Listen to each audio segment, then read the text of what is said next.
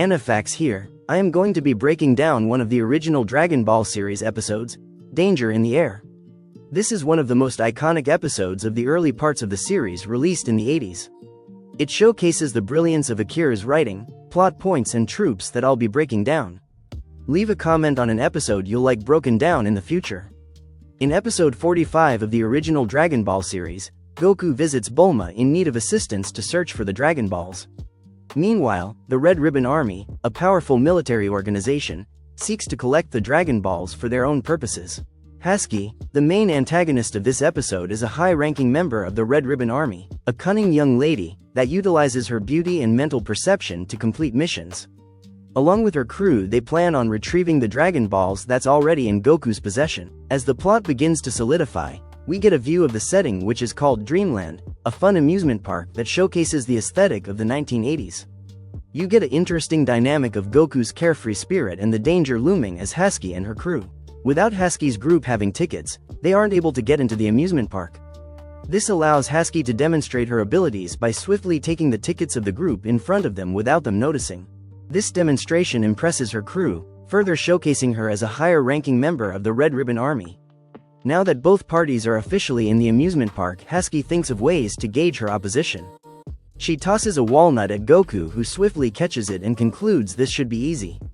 Which seems to come based off the response of Goku not showing any real concern and not his ability to catch the walnut with little warning. As the group takes a break from the amusement park, Haski's plan springs into action.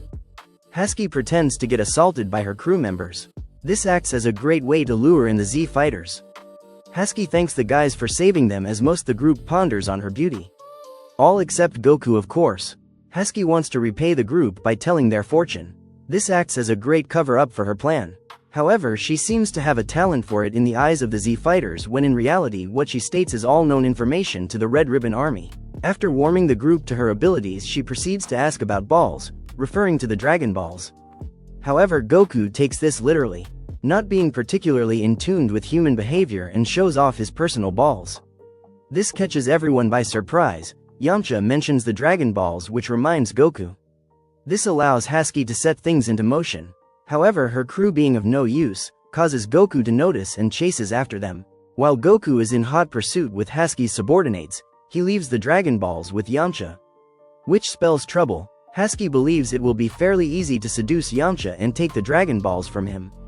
While Haski turns on her charm, Goku easily catches up to the other Red Ribbon soldiers, sitting down on top of the Ferris wheel, indicating he has been there longer than they thought.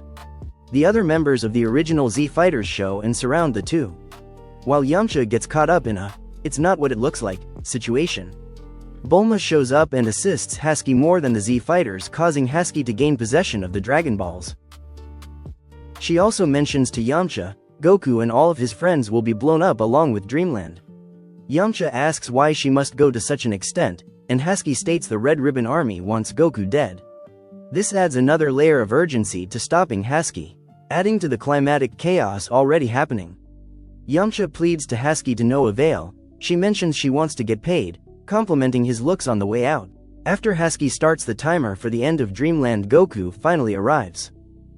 Yamcha catches Goku up to speed, letting him know Haski is the mastermind behind stealing the Dragon Balls and the bomb being planted.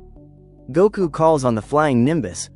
Hot on Haski's tail, she pulls out her weapon to shoot Goku, who swiftly dodges. He closes in on Haski as they go through the city. The addition of the time popping up as a gradient background highlights time continues to move as we do, which is a great visual used in the plot. Which could also be a call to time waits for no man. Getting closer to the timer striking zero, Haski loses sight of her surroundings, leading to her crashing. This allows Goku to stop her, still needing to defuse the bomb. Goku eventually figures out how to stop the bomb from exploding and obtaining the Dragon Balls again, leading to a crisis being averted. Subscribe for more breakdowns of animated series.